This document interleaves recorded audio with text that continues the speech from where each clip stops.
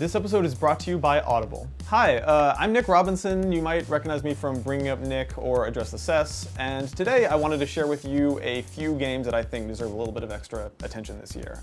We're all doing Game of the Year lists, and I think mine is maybe the weirdest based on what I've seen, but I think these games deserve a little extra spotlight in a year when a ton of really excellent stuff came out. So yeah, here we go.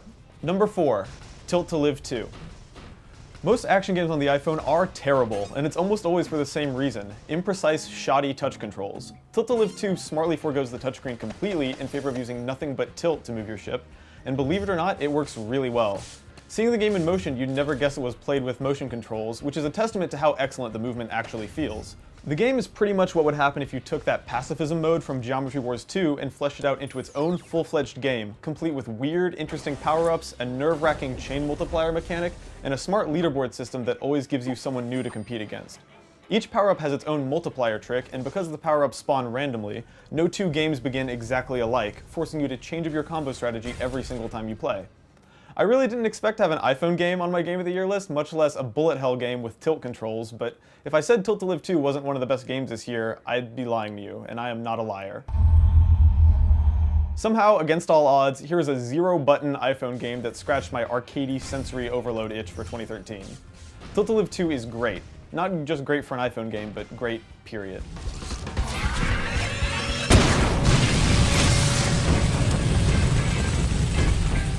Number 3, Call of Juarez Gunslinger. I think I'm the only person on the planet who is still impressed by bullet time. Somehow, in the 12 years since Max Payne came out, I still haven't gotten sick of going into slow motion and shooting a bunch of dudes really fast, and Call of Juarez Gunslinger is the best version of that I've played in a really long time.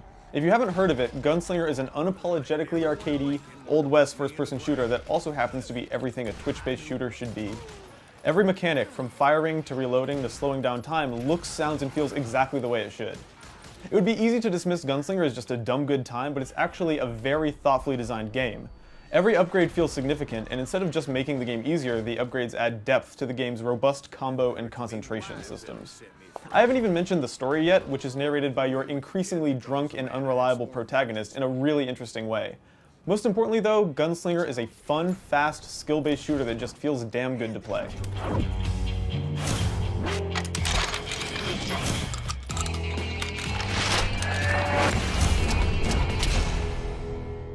Number 2, Super Mario 3D World.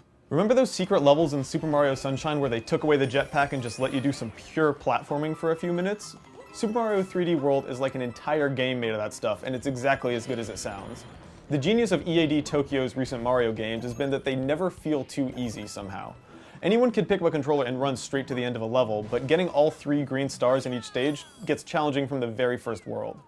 Super Mario 3D World rewards you constantly for exploring and going where you're not supposed to. If you think there's something to be found behind a wall or on top of a ledge, you're probably right. I found myself dying repeatedly on some embarrassingly early levels because I insisted on getting every single collectible. Basically, the game is only as hard or as easy as you want it to be. It also might be the prettiest game of the year. If you're like me, the Super Mario Galaxy games made you yearn for a true HD Mario game, and now that it's here, I'm happy to report that it's just as gorgeous as you hoped. In a year full of excellent games that also happen to be set in grim, ruthless worlds like the Apocalypse or Los Santos, the unabashedly colorful and gradient-heavy Sprixie Kingdom is a refreshing alternative.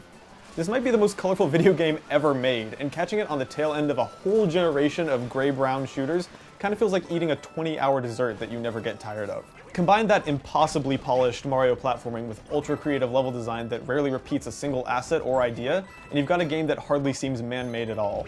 It's magical, a nearly perfect game, and possibly the purest gaming experience I had all year.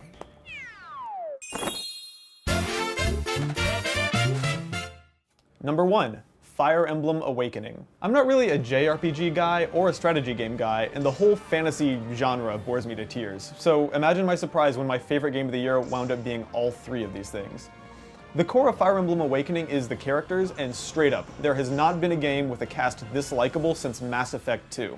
There are well over 40 playable characters in the game, but they're all completely distinct, ranging from a candy-obsessed bandit to a yokel with a cooking pot for a helmet. As if that wasn't charming enough on its own, it's also the best written game I've played all year, thanks to an impeccable and hilarious script by translation studio 84play. Fans of terrible puns will be delighted. For example, that lollipop bandit will occasionally yell "so long, sucker" during combat. What a cupcake. So long, sucker. Like candy from a babe. But even the serious moments are played well, with cliches kept to a minimum. Most significantly is the way the characters are written. They talk in a sort of mix of like medieval speak and the way you and I talk in 2013, and the result is a game with a very unique tone. All this fantastic writing serves one really important gameplay purpose. It makes the series' iconic permadeath that much more devastating. Imagine XCOM if all the soldiers were full-fledged, one-of-a-kind characters with charismatic personalities, and you can sort of begin to imagine how bittersweet the Fire Emblem experience is. You will permanently lose characters you love in this game, but when a lethal enemy attack just barely misses your favorite character, it's absolutely exhilarating. I could spend hours gushing over what I love about Fire Emblem: the deep, rewarding combat, the conversation-based relationship-building system, the redesigned, approachable user interface, the soaring orchestral soundtrack, but instead I'll just stop here and say that you really ought to play this game. Fire Emblem Awakening gave me both my favorite characters of the year and my most triumphant gameplay moments this year, and I don't see it leaving my 3DS anytime soon.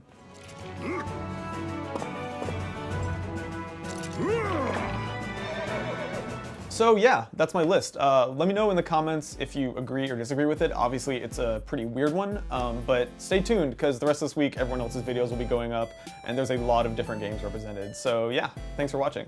And now let's take a quick moment to thank our sponsor, Audible. They have over 150,000 audiobooks and spoken word entertainment to be downloaded to your phone or MP3 player and played back anywhere, anytime. They're unlike any streaming or rental services. When you buy a book on Audible, you actually own it. Best of all, you can support Rev3 Games and get a free audiobook by signing up at audiblepodcast.com/Rev3Games.